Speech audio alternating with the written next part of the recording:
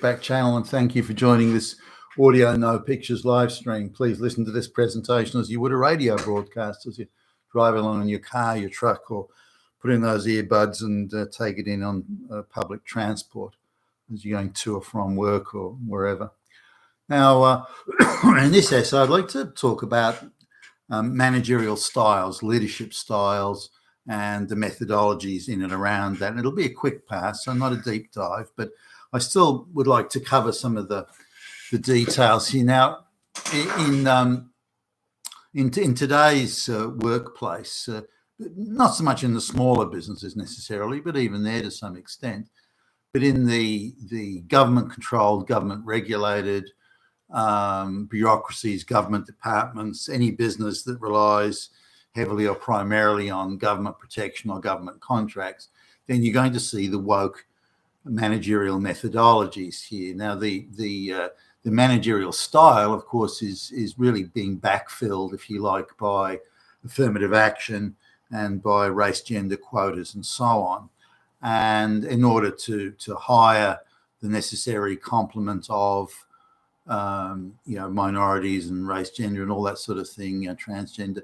In order to hire those in sufficient quantities, you have to lower every business or organisation or group, public service department, doesn't matter, has to lower the standards in order to get the outcome that's a politicized ideological outcome. We have to have 50%, proverbial black lesbians, and therefore we have to just keep on reducing the the standards and lowering the bar and so on until we get that politicized outcome. But once those people are in place and you've achieved the ideological objective of box ticking that we have to have 50% of this or that minority, then you have to, well, how do we then function once we have these unqualified people in there? We can't try and upskill them, because we try and upskill these unqualified people, that will reveal how they're unable to do it. They're just too stupid or lazy or both, can't be bothered. They're too entitled. So we can't try and upskill them or correct the deficit in competence. So we have to have a new managerial leadership style that allows and caters for and incorporates and tries to turn into a positive the ranking competence that is now everywhere all over the organisation. So this change in managerial style and leadership style becomes so perverse that it actually applauds the ineptitude. It rewards the incompetence, and it privileges those with the lowest IQ and who are the laziest, and gives a disproportionate amount of unearned benefits, accolades, rewards, payouts to these people. So it's inefficiency, it's ineffectiveness, it's self-destruction on steroids, but that now is the managerial style, and it's so pronounced that straight white males can be fired, summarily fired and dismissed for being too confident. That's their crime, and it goes across the board here in many ways, I guess. But there are organisations that, for example, discover the HR department suddenly goes into flat because they haven't met their quota of black lesbians. So there are special agencies, very corrupt. This is special employment agencies around that specialise in, you want a black lesbian? Yep, we'll find one for you. And they just, the person's not qualified or competent or able to, and is only interested in a paycheck for doing nothing. So they'll charge a big fee for this as well, which these big companies happily pay just so they can tick the box. So the company that finds the black lesbian for you to hire, they'll demand a fee of $20,000 for finding them. And these guys are plugged into various NGOs and so on. So it's a network of black lesbian locators, and they want a lot of money for doing their thing. So the proverbial black lesbian starts work, comes in for the first couple of days, then doesn't bother to turn up. But it can take 6 months, 9 months to actually fire somebody, and even then they've got to give them a big payout. So this is the sort of thing that's going on today, and nobody can actually do anything or make a decision without first considering what the effect would be on the least qualified people who are now in the majority, the least qualified people in the place, in the business or in the enterprise, again, public service department or wherever.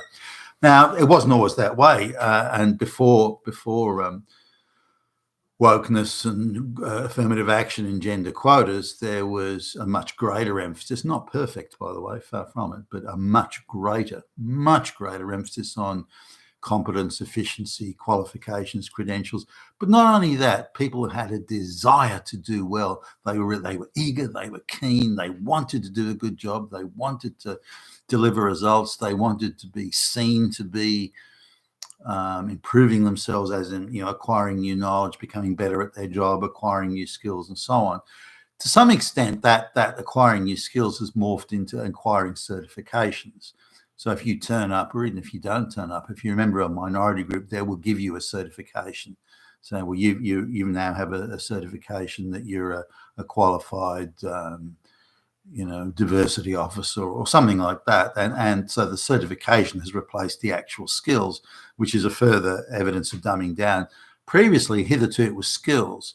Not the certifications were irrelevant, but the certifications, the bar was very high in order to get those certifications. So that in itself was an indication of skills, capability, desire to learn, commitment, and so on. It takes certain commitment to turn up every day for, a course that teaches you this, or where you can acquire, and the lecturer will have be themselves someone who's met a very high bar, not like today where there's lesbian dance theory professors and so on that have met the lowest of the low bars. So there was this merit and achievement and accomplishment and high bar all around. Again, not perfect, but it was all around. Now, how does this reflect in managerial styles? Well, just look at it very simply. Imagine you've got, for example, you're the supervisor. You've got 10 people working for you, none of whom, say, speak English. And they all speak different languages. And none of them ever had a job before. They've all got an IQ of around 80, 85. And so you can't give them written instructions. You can't give them verbal instructions. You can do a show and tell, monkey see, monkey do, but they've got a low IQ. Also, they don't really want to be there. They're not there. They're just here for the free handouts. So they're going to go at the slowest speed they possibly can. Now you've got another 10 people, another team of people, all who speak good English, all very committed, all very keen, all very eager. They all want to do a good job and produce the goods and deliver the outcomes.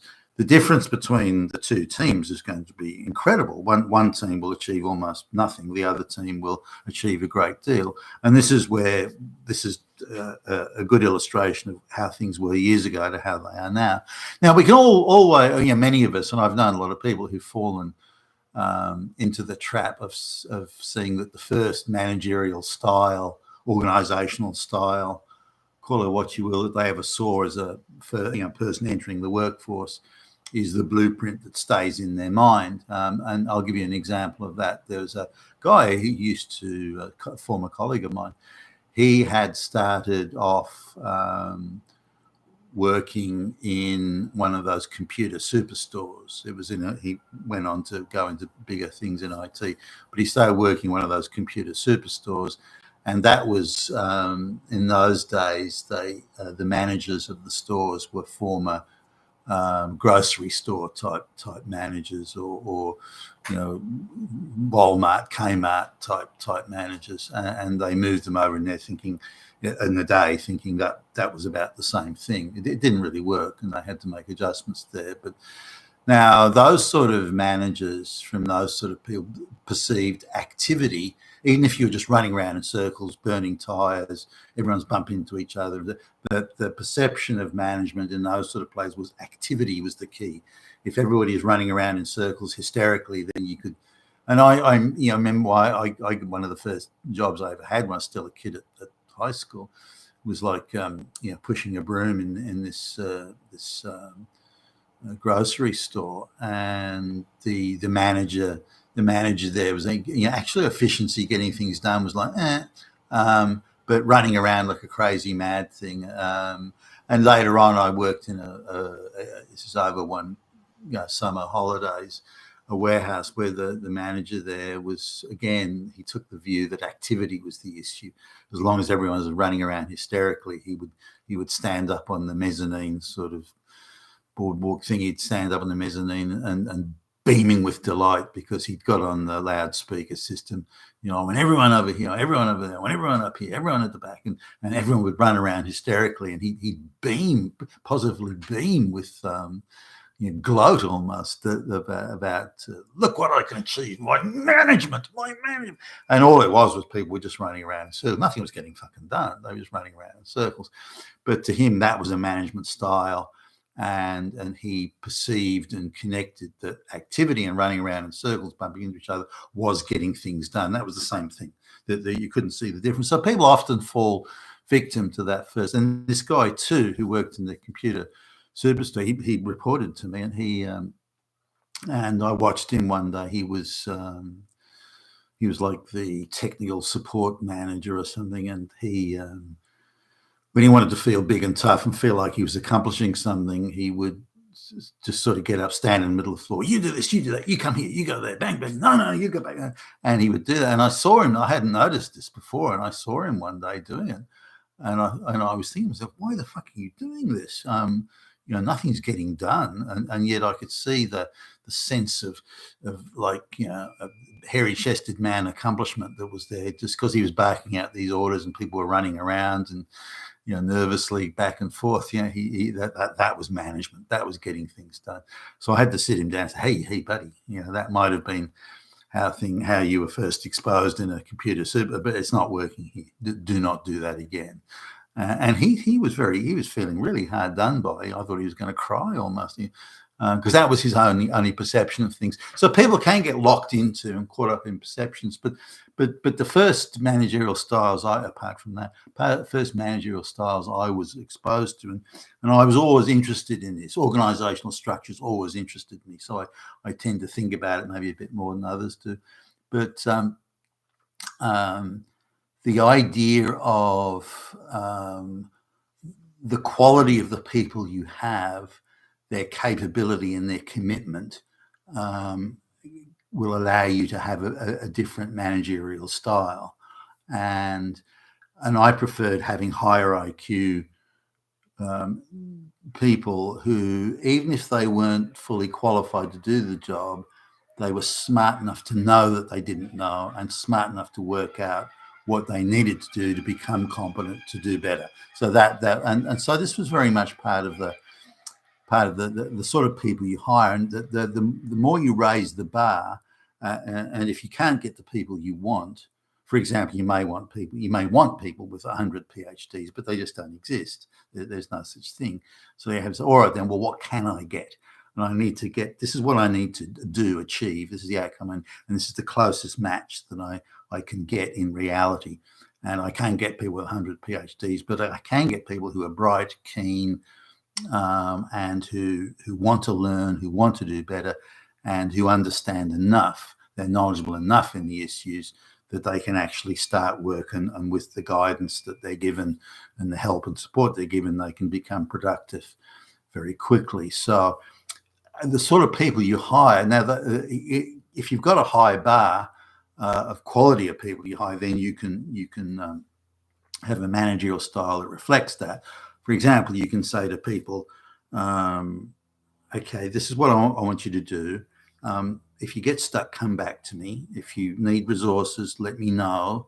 And if there's anything more that you need, make sure you come. If you think you're not achieving the objective, or you're struggling, or it's unlikely you'll achieve it in this time frame, come back to me and we'll work something out. So and then you could leave it to, they would take the responsibility for getting the job done and letting you know if they weren't. So a very different management style to the woke stuff that you see today. And you can give these people a lot of responsibility, a lot of leeway, if they meet the higher bar. Now, when you're looking at mass employment, thousands, tens of thousands or more sort of people, you have to have, or it don't even have to have, it's more, you need a series of controls and parameters. You can't have people everybody's running off doing their own thing, and as if there was no policy or procedure or runway to go down. So you hire different people for those sort of roles, mass bureaucracies as a case in point. But the managerial styles generally have changed so much over the years, because the assumption always was there would be a high merit bar for education, there would be a high merit bar for testing before you would get the job, or some sort of qualifications criteria had them, then a high level before you could get a promotion, or before you come out of your traineeship. Then so everywhere there was not again that it was perfect. There was always the chairman's wastrel nephew that would get a free pass, but that merit applied in most situations. You could guarantee that your boss knew more about it than you did and could give you guidance and help. As in practical, technical guide, this is how you can do your job better. That's all changed now, and this is the different managerial styles so the managerial styles have had to be backfilled and retrofitted around affirmative action and around race, gender quotas and all this sort of thing, and that's changed drastically. Not only the sort of people getting hired, the sort of people in managerial positions, the massive HR departments you see today, the human resource departments, when I was starting work, or the early days, they were just people who processed the wages and kept details on how many days annual leave you had, or how many sick days you had, those sorts of things. Now they've turned into, ideological terror groups, terror organizations. Some of them make ISIS look tame. So it's been a drastic changes in many areas, but it all comes back to the same thing. How can we have unqualified, incompetent, low IQ, maybe a lot of people who don't even speak English? How can we absorb all these people in quickly to meet gender and race quotas and affirmative action? And then how do we keep them pacified and happy once they're in? Well, we have to demand and expect almost nothing from them, and we have to make sure they're not embarrassed or belittled in any way by other people who might be competent. So this is caused huge upheavals in managerial style and the methods of management, sort of people that are selected and appointed, sort of people are promoted, sort of people are rewarded. For example, you can have a $500,000 a year diversity director of diversity in a company that only pays a third of that to the chief engineer, and so there are all sorts of perversions and distortions, none of which relate to merit. Now, the merit and the high bar used to play such a big role previously that you could be guaranteed that often, not all the time, again, it wasn't perfect, but most of the time, a competent person would get promoted, would get rewarded, would get get the accolades and so on. And that's now the reverse. If anything, the competent person must not be allowed to get the promotion, because then that would upset the ideological balance of hiring so many low bar and placing so many low bar people into the organization. So I just wanted to sort of talk about that, because it's and I made just a couple of notes. Let me just make sure that I haven't overlooked. Well, there's a language of equity and diversity, and you can't offend the least capable person in the workplace, this sort of thing. Diversity and equity have now become euphemisms or substitutes for doing actual productive work. And I think the idea of productive work is itself is disappearing. And if you look at, say, the Soviet Union or the communist countries, where jobs were created simply to go through this illusion that everyone worked and everybody was employed and everyone was contributing to the revolution, this sort of thing, and therefore everybody consumed, as in they had to buy food and whatnot, then this was deemed as being the idea of efficiency and productivity never sort of came into it. And I remember the first sort of East Europeans and Soviet citizens that started coming to Australia, for example. And I remember talking to them, and the guy, one of the guys, you staggered at how efficient Australian businesses were. He just couldn't believe it. You know, that there was the sort of wastage that he assumed and took for, it was just normal. I mean, that was how things were in this, because he was born in the in the 1950s. This guy, and I'm just thinking of him and others. They talked about what he assumed was this normal practice. People that really only had an hours of work a day, but they were sat there moving paper back and forth across the desk, and that passed as work. It's crushingly boring, and but no one actually did anything. He thought that was how the world was, and he was staggered that in Australia you actually had to do. People did productive work, and weren't people just sitting around doing nothing. And he was amazed by this, because it was a whole new dimension. But we're seeing we're moving more towards the Soviet type of system now, just creating jobs and giving jobs to people, not because they're competent, but because they tick an affirmative action box, which of course is the death knell of commercial productivity in the entire Western hemisphere. But this is being promoted strongly by the globalists, and they're just moving from a productivity competence model into a cartel, monopoly, oligopoly type model, where you can only buy the essentials of life. You can only buy from them. So they're offsetting productivity and competitive commercialism with monopoly, cartel type control of all transactions. You've been fantastic today, your Pushback channel, and thank you for listening.